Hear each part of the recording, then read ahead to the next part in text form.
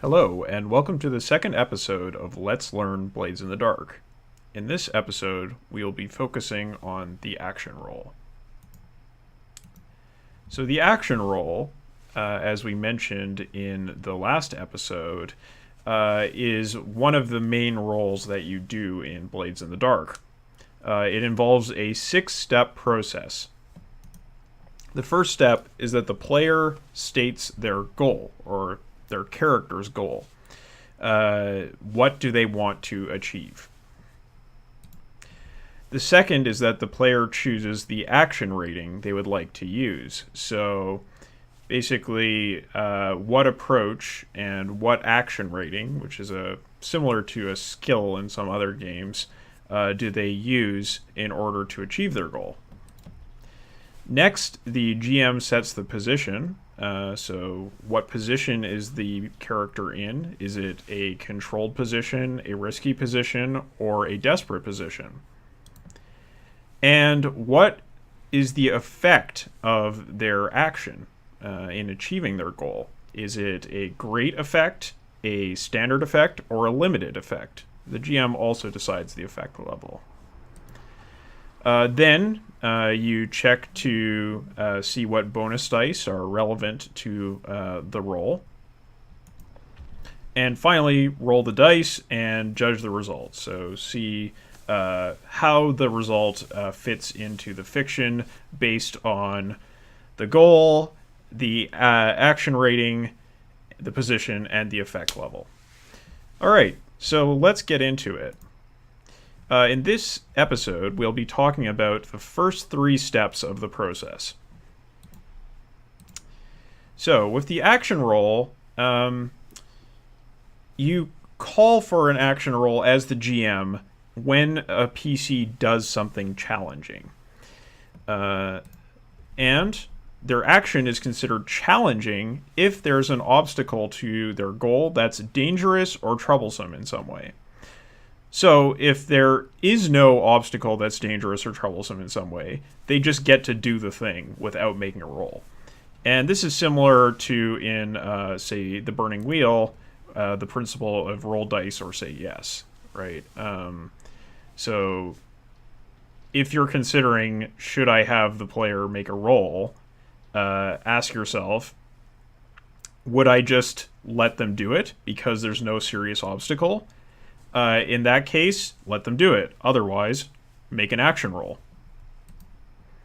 Alright, so the action roll, I think at least, can really be compared to the roll that players make in John Harper's older game, World of Dungeons.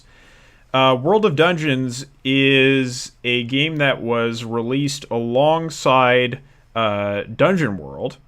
And it was kind of a OSR, or old school take, on what Dungeon World was trying to do, which was to create an Apocalypse World style game that was similar to Dungeons and Dragons. And whereas Dungeon World has many rolls that players make, according to the circumstances, with different sort of consequences for each type of roll, World of Dungeons basically takes the move from Dungeon World that is called Defy Danger, and it converts it into the only roll in the game.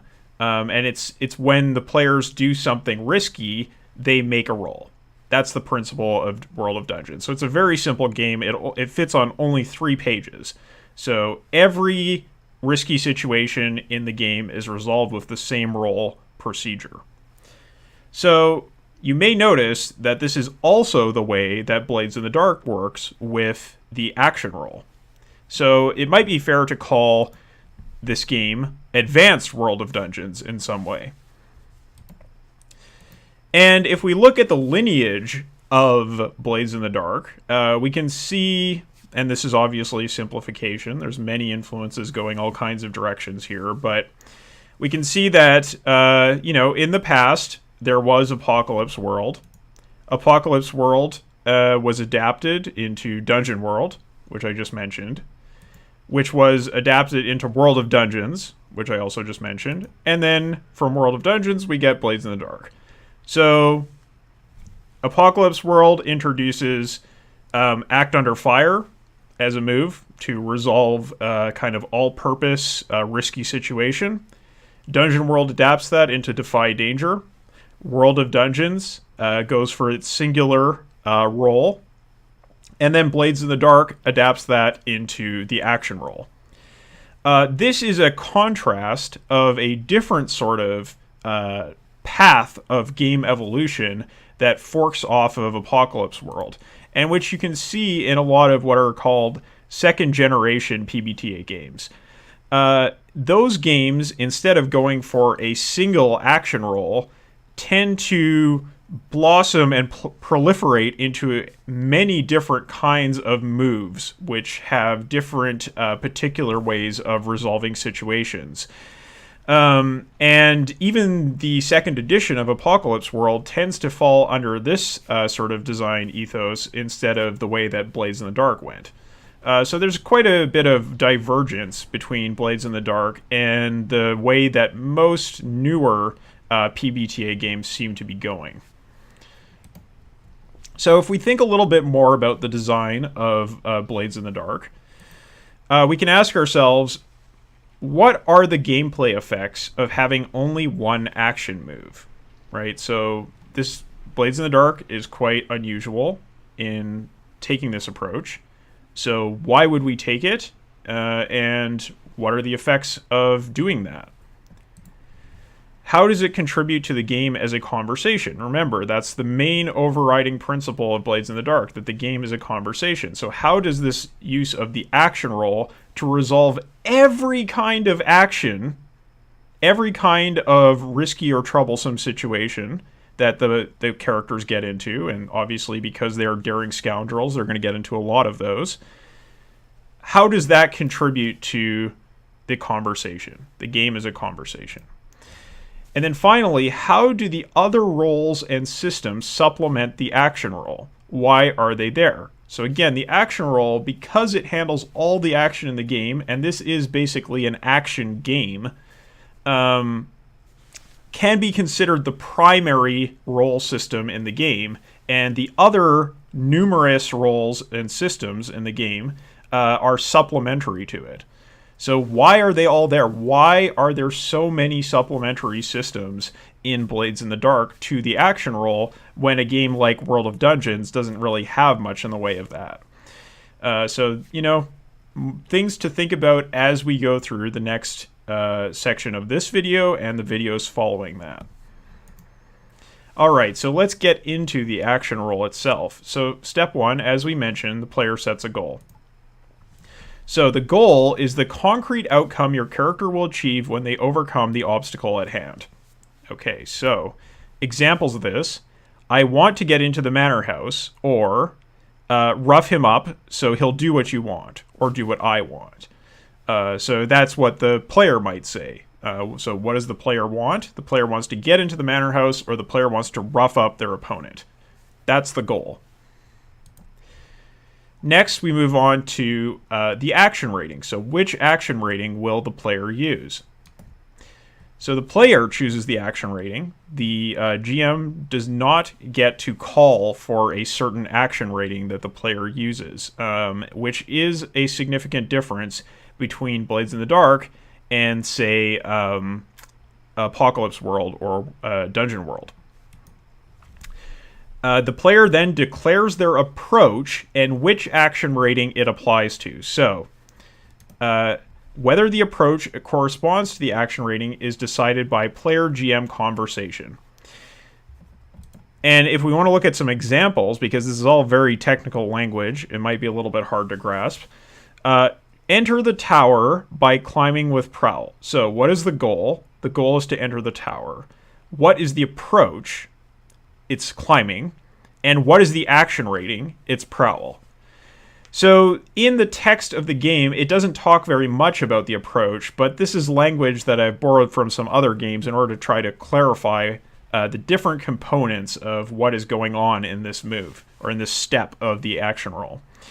Another example, shoot my Lara from a distance with Hunt. So the goal is to shoot my Lara. The approach is to shoot her from a distance. And the action rating is Hunt. And in order to determine what action rating is appropriate in connecting it to the approach, you can refer to the text of Blades in the Dark, where it kind of gives you a brief description of what each action rating is supposed to mean.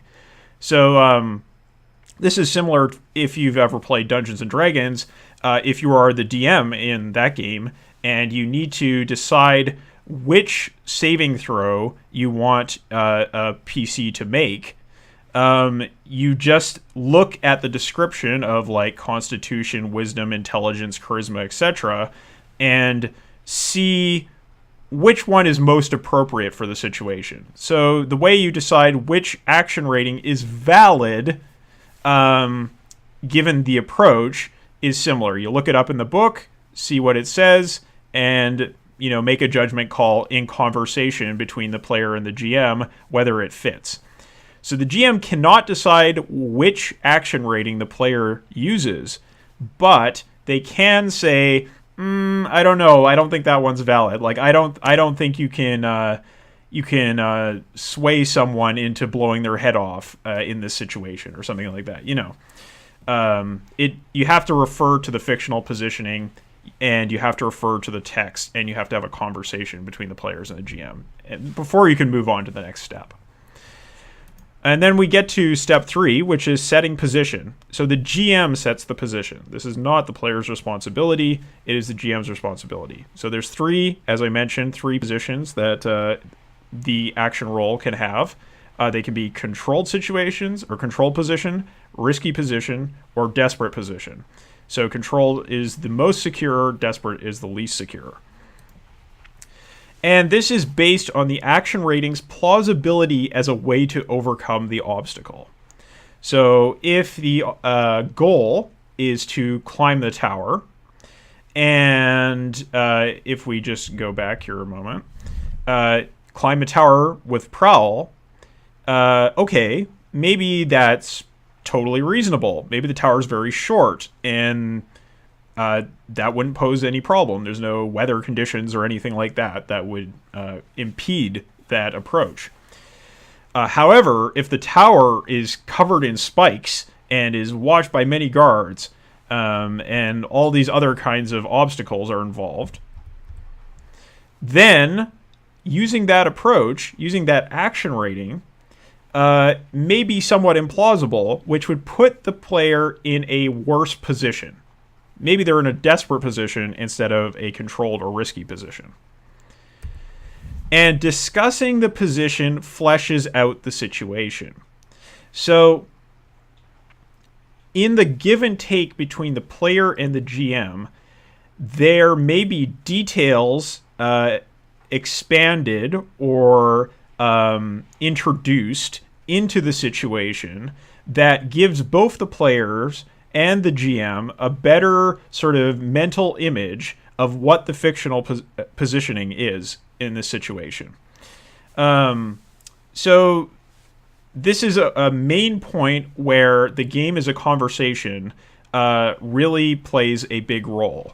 In doing this dictated, rules-based procedure, the players and the GM have a conversation about the situation, and the game world is revealed through that conversation. So finally, the risky position is the default position, and the GM has the final say over the position. So at the end of the day, the players do not get to decide the position. That is the GM's responsibility. All right, so in the next episode, we are going to talk about effect, bonuses, and rolling the dice and judging the outcome. So I will see you then.